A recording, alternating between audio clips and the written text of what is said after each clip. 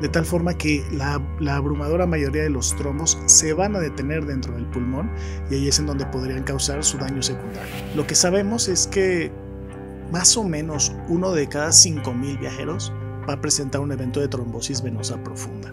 Pues más o menos la mitad de las personas que tienen una trombosis no se dan cuenta que la tienen.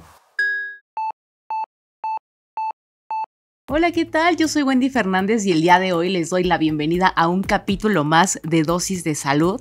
Hoy es 17 de julio y vamos a hablar de un tema muy importante, pero les quiero recordar que siempre pueden ver este capítulo por el canal de YouTube de Salud 180 y también si quieren ver los mejores momentos de la entrevista, pues los pueden encontrar en YouTube y en TikTok, que son los Reels que podemos ver todos los días y cada que la queramos repetir. El día de hoy estamos con Gabriel Hernández de Rubín, que es médico cirujano de la UNAM, médico especialista en cirugía general también de la UNAM, y actualmente es médico especialista en angiología, cirugía vascular y endovascular en el Hospital Ángeles Universidad. Y también cuenta con un diplomado en gestión de instituciones de salud por el Instituto Tecnológico Autónomo de México. Mucho gusto, doctor. ¿Cómo está? Mucho gusto, Wendy. Bien, aquí contigo. Feliz. Ay, me da mucho gusto. El día de hoy tenemos un tema muy interesante que es signos y riesgos de la trombosis venosa profunda. Entonces vamos a hablar de este tema y que nos cuentes un poco más de ello. Sí, un tema muy importante para la salud, un problema común.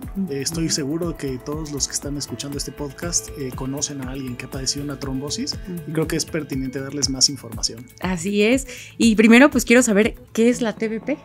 Muy bien, la TBP es la forma que se le llama la trombosis venosa profunda. En cada una de las extremidades inferiores nosotros tenemos diferentes grupos de venas. Las venas más importantes o que llevan la mayor cantidad de sangre son las venas profundas.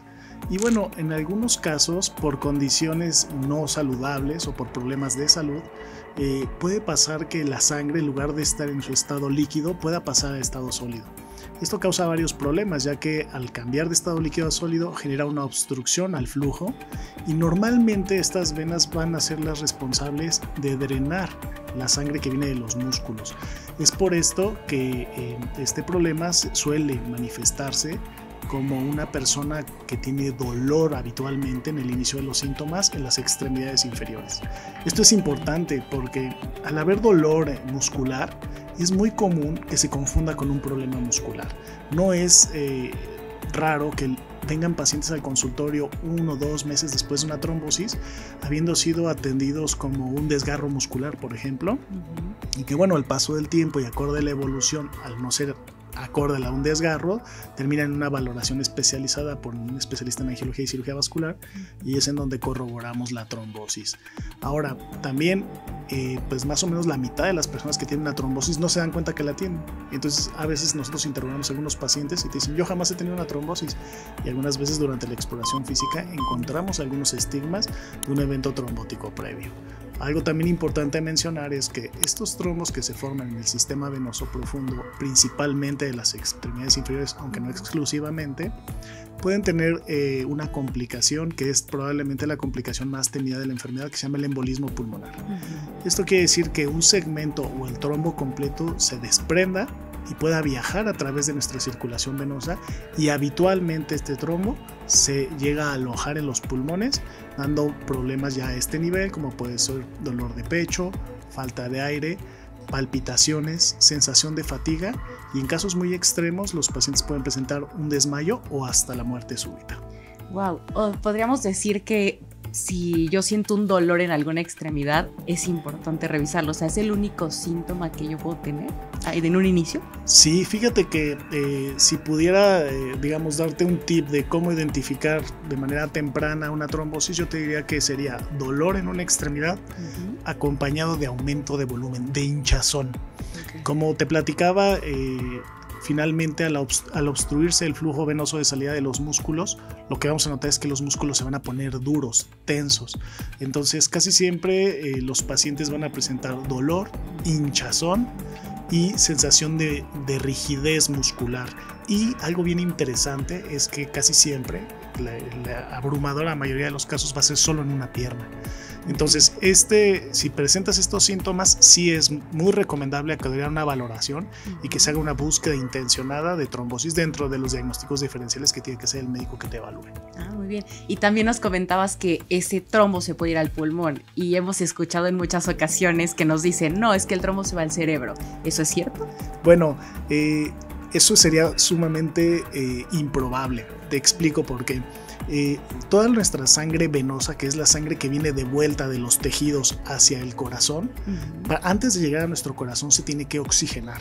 Y para llevar este proceso de oxigenación va a pasar por los pulmones.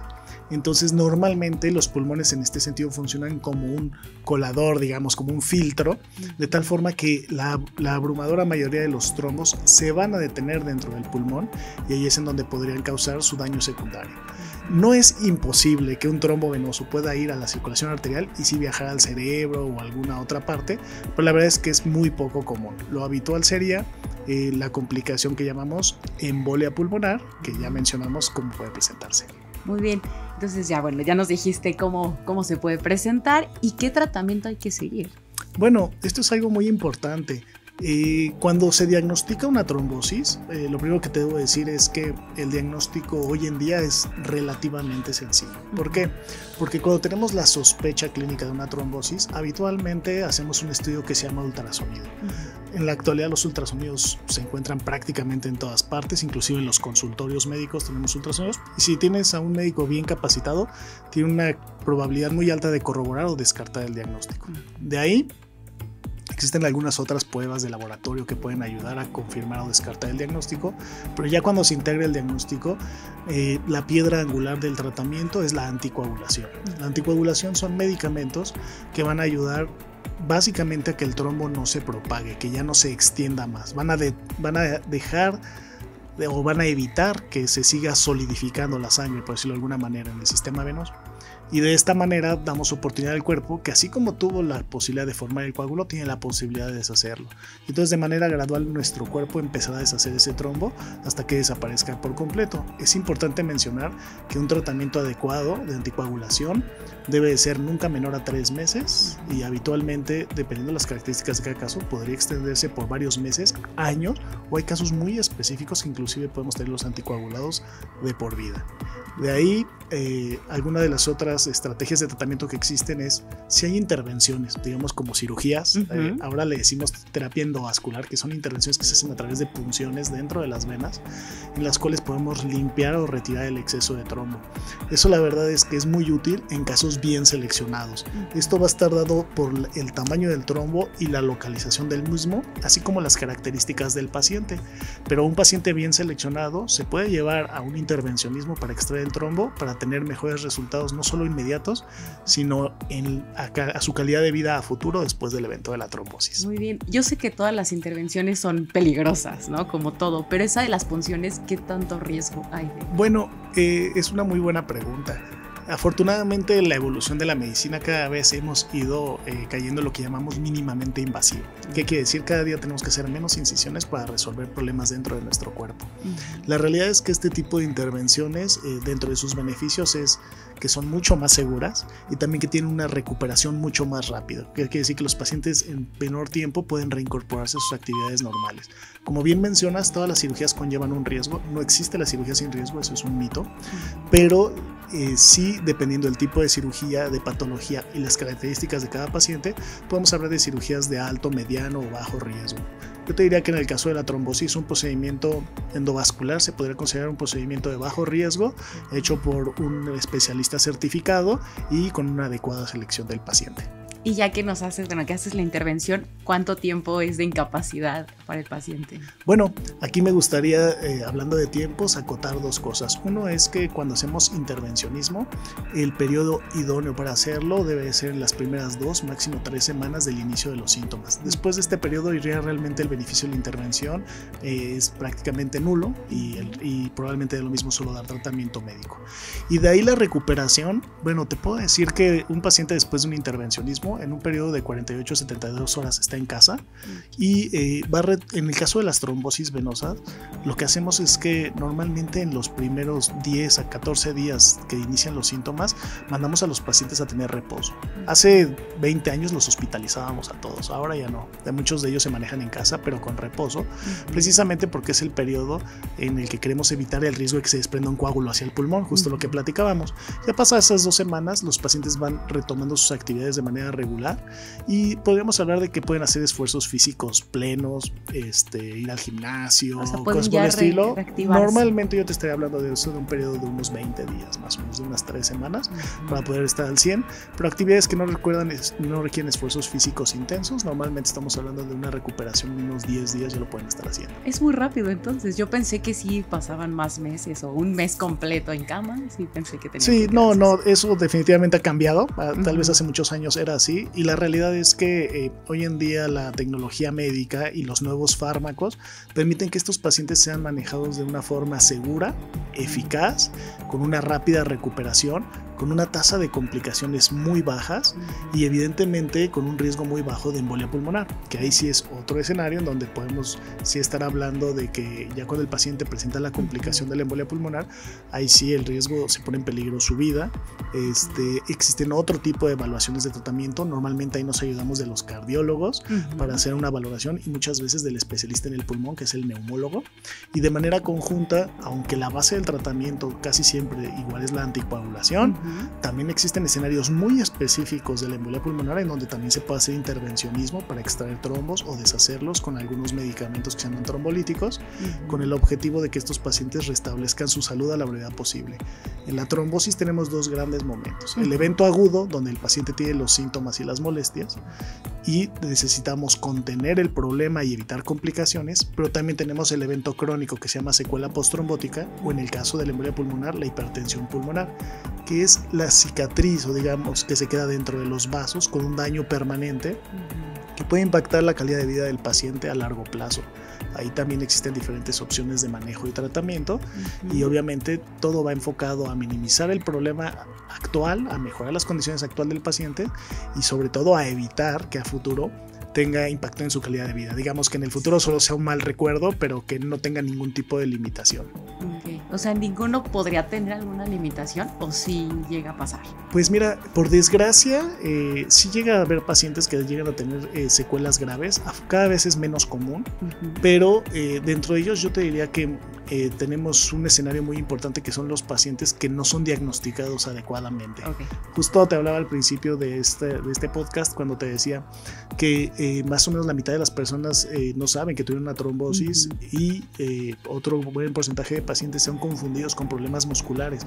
Entonces, cuando este paciente llega a los 2-3 meses, ya es muy limitado lo que podemos hacer para poder mejorar sus condiciones, poder lograr que se restablezca, digamos, el funcionamiento de esa vena dañada. Entonces, muchos de ellos sí podrán tener una secuela. Si lo podemos en números, te diría que una trombosis venosa profunda, lo que sabemos es que más o menos la mitad de las personas van a tener algún grado de secuela.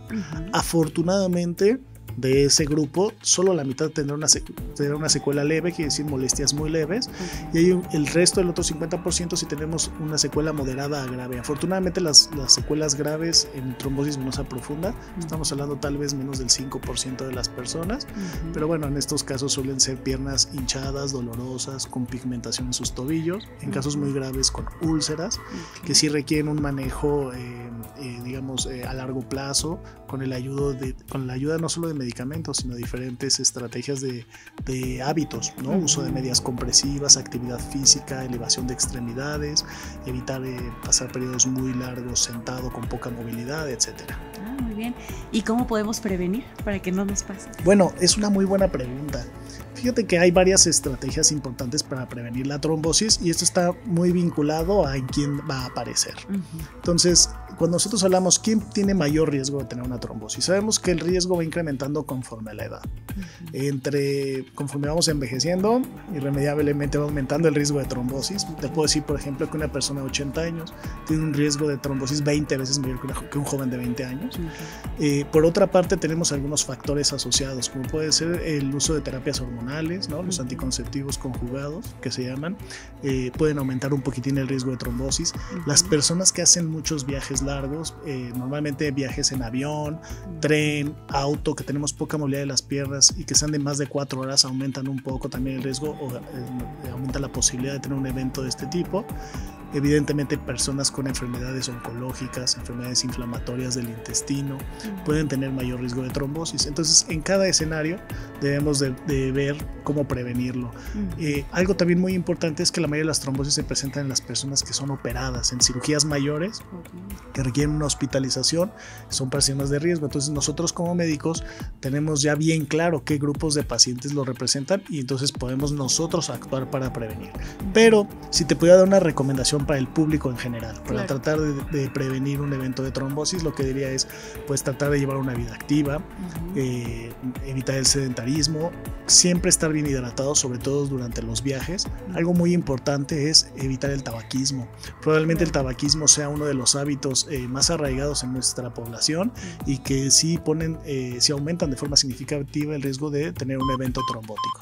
Creo que por lo demás nos toca a los médicos identificar a cada paciente basado en si va a ser sometido, por ejemplo, a una cirugía de cadera, de rodilla, o si va a llevar algún otro tipo de intervención, o tiene un padecimiento oncológico, un padecimiento inflamatorio intestinal, padecimientos de la sangre. Ahí sí ya nos toca a nosotros establecer el riesgo de cada paciente y decidir a quién, inclusive en algunos casos, les damos medicamento profiláctico. O sea, sabemos pacientes, te voy a poner el ejemplo muy concreto de la cirugía de prótesis de rodilla o de cadera, en los cuales sabemos que son cirugías que pueden tener un mayor riesgo de trombosis, y entonces lo que hacemos es les damos el anticoagulante de forma preventiva, sabiendo que tienen el riesgo elevado, y con eso logramos mitigar ese riesgo.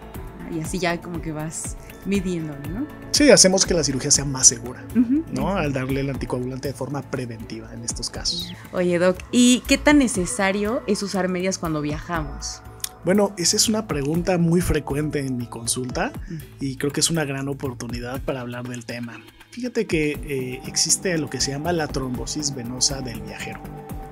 La trombosis venosa del viajero, lo que sabemos es que más o menos 1 de cada 5,000 viajeros va a presentar un evento de trombosis venosa profunda. Los principales factores están vinculados a la duración del viaje. A veces las personas me dicen, oye, tiene que ver si el avión sube, baja, la presión de la cabina. Realmente lo que sabemos es que está más vinculado a la presión del viaje y no es un problema exclusivo de los viajeros en avión. Se puede ver en viajes largos en tren o en automóvil, en los cuales la característica, el común denominador, es que tenemos poca movilidad de las piernas. Y aquí voy a tomarme un minuto para hablarte un poquito de lo que se conoce como el corazón periférico. El corazón periférico son nuestras pantorrillas. Así como nuestro corazón bombea sangre desde el centro de nuestro pecho a todo el cuerpo, nuestras pantorrillas se encargan de bombear la sangre de nuestras extremidades inferiores de vuelta al corazón. Cuando estamos en actividades en las que tenemos poca movilidad de las extremidades inferiores, como en estos viajes largos, y con viajes largos me refiero a viajes de 4 o más horas de duración, lo que hacemos es tenemos poca movilidad de las pantorrillas porque hay poco espacio, sí, ¿no? Y hay veces hay unas aerolíneas todavía menos espacio, exacto. Y entonces tener poca movilidad hace que la sangre, digamos, no fluya de manera adecuada. Y entonces este flujo lento de sangre o estancamiento puede dar pie a la formación de un trombo. Entonces yo siempre le recomiendo a todos mis pacientes y a mis amigos que si vamos a hacer viajes de una duración mayor a 4 horas, lo recomendable siempre es utilizar calcetines de compresión. Hay escenarios muy específicos en los cuales la compresión podría estar contraindicada. Personas con problemas arteriales, con problemas de diabetes avanzada, que en esos casos les sugeriría acudir a una valoración médica, pero a grandes rasgos, a todas las personas por lo demás sanas, yo sí les recomendaría en un viaje mayor a 4 horas utilizar medias compresivas. Y siempre la pregunta es, oiga, ¿y las medias me las tengo que poner, ya sabes, hasta el ombligo o hasta el muslo? Para nada, llega. Nada de eso. Como las del hospital, ¿no? Que no son tan cortas. Exacto, sí. No, en este caso para los viajes, nuevamente, como lo que queremos proteger es este corazón periférico, con que las medias compriman la pantorrilla, o sea que lleguen a la altura de la rodilla, es suficiente. Siempre les recomendamos una compresión mediana. Hoy en día hay muchas opciones en el mercado, en las tiendas en línea para poder encontrar este tipo de medias, y entonces ya sea media o calcetín, utilizarlo durante el viaje, ya sea tanto el viaje de ida como el viaje de vuelta. Esto es una estrategia efectiva para disminuir el riesgo de trombosis. Pero no solo eso, muchos de los viajeros también al llegar a su destino, a veces después de estos viajes largos llegan con las piernas hinchadas, adoloridas, cansadas, y a veces esto te echa a perder tus vacaciones.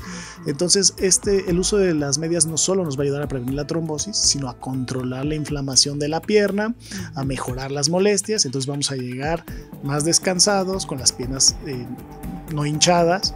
Hay algunos pacientes que dicen, oye, ¿qué crees? Cuando aterricé no me entraba el zapato con el que me subía al avión. Ya se me hinchó el pie. Sí, de verdad. Y entonces el utilizar las medias va a permitir que sea mucho más confortable su viaje y mucho más seguro. Muy bien.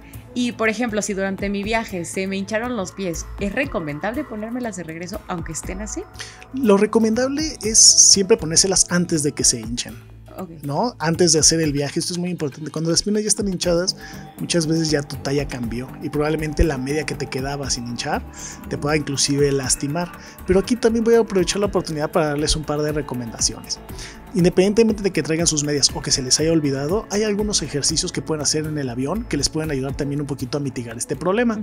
Como ya se han de imaginar, pues tienen que ver con la activación de nuestras pantorrillas. Entonces estar haciendo ejercicios como elevar las puntas y bajarlas, elevar los talones y bajarlas, hacer círculos hacia afuera y hacia adentro con nuestros tobillos, o en algunos casos si tenemos alguna almohada o alguna chamarra, ponerla entre nuestras rodillas y comprimirla de manera repetida. Si estamos haciendo de manera periódica, digamos cada hora, cada 2 horas, de manera repetida unos minutos estos movimientos, estamos favoreciendo que se bombee mejor la sangre, que se active nuestro corazón periférico y con esto mejoren los pacientes. Evidentemente, en un escenario idóneo, inclusive les llegamos a recomendar pues con el pretexto de ir al baño, por ejemplo, levantarse un momento y caminar, por ejemplo en los aviones, caminar un poquito por la cabina o en un tren, y también esto ayuda. Exacto, el objetivo es activar las pantorrillas y esto ayuda a disminuir el riesgo de trombosis, y no solo eso, sino hacer que nuestro viaje sea más confortable. ¿Y ustedes se han percatado que hay alguna edad en específico o algún rango de edad en la que pasan más constantemente? Mayores de 60 años definitivamente es el grupo donde más se presenta, porque aquí se juntan varios factores. El propio de la edad, pues normalmente después de los 60 años tenemos un mayor número de pacientes que tienen enfermedades, por ejemplo, oncológicas, que nos ponen en mayor riesgo. También son los grupos de edad que más operaciones están sometidos. Y la realidad es que aunque la prevención se hace en todos los pacientes, sí desde hace un par de décadas, inclusive a nivel mundial, se han lanzado campañas, por ejemplo, para prevenir las trombosis en el mundo, sobre todo en pacientes hospitalizados. Un dato que sacudió al mundo hace ya algunos años fue que se detectó que la principal causa de muerte en pacientes hospitalizados eran las trombosis y las embolias pulmonares, y entonces eso sacudió al mundo.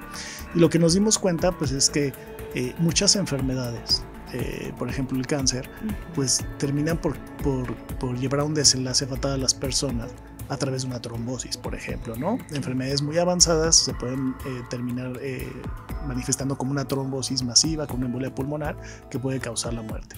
Pero también muchos pacientes hospitalizados por cirugía. Entonces se lanzó una cruzada a nivel mundial en la cual se trató de implementar estrategias para prevenir trombosis, las cuales son de seguimiento obligatorio en todos los hospitales del mundo. Y seguramente te va a sonar cuando te cuente que los pacientes hospitalizados, por ejemplo, siempre traen unas medias. Sí, ¿no? me ha pasado esto. Ya me pasó que una cirugía y me dijeron, no hay que ponerte las medias. Exacto. Sí. Creo que esa es la forma en la que todas las personas pueden ver el impacto de esta estrategia para prevenir la trombosis en pacientes hospitalizados. Y una de las estrategias probablemente más sencillas, pero con más impacto, es el uso de las medias antiembólicas en pacientes hospitalizados. Como te dije, ya dependiendo del riesgo de cada quien, en algunos damos anticoagulación, o sea, no vamos más allá de la profilaxis mecánica, que es el uso de estas medias, utilizando algunas botas más sofisticadas que comprimen y aflojan, o dando medicamentos. Y otra vez es un traje a la medida. Un buen médico tiene la obligación de establecer el riesgo de trombosis de su paciente, sobre todo un buen cirujano, y sobre eso poder administrar los medicamentos necesarios para minimizar. Por desgracia, el riesgo nunca se va a llevar a cero, pero sí se puede minimizar si sabemos identificar y tratar adecuadamente a nuestros pacientes. Muy bien. ¿Y tienes alguna recomendación en especial que le puedas dar al público? Bueno, sí, claro. En el caso específico de los pacientes, por ejemplo, que son sometidos a cirugía, nosotros decimos artroplastia total, que es los recambios, o lo que le llama la gente la prótesis de cadera o de rodilla. Son dos de los grupos de riesgo mejor identificados identificados, donde actualmente, como parte del protocolo estándar de manejo de estos pacientes, es la anticoagulación. Es muy común que los pacientes sean referidos a la valoración por un angiólogo para poder establecer cuál es el mejor esquema para estos pacientes. De ahí en fuera, creo que como decía hace un rato, pues tener estilos de vida saludable, moverse mucho, hacer ejercicio, evitar el tabaquismo y una buena hidratación serían las mejores recomendaciones. Mantener una vida saludable, prácticamente. Para todo sirve eso. Muy bien, doctor. Le doy muchas gracias por estar con nosotros. A Gabriel Hernández de Rubín, médico cirujano que actualmente se encuentra en el Hospital Ángeles Universidad. Y recuerden vernos en Dosis de Salud en un capítulo más por YouTube y también en fragmentos de TikTok e Instagram. Muchas gracias, doctor. Gracias.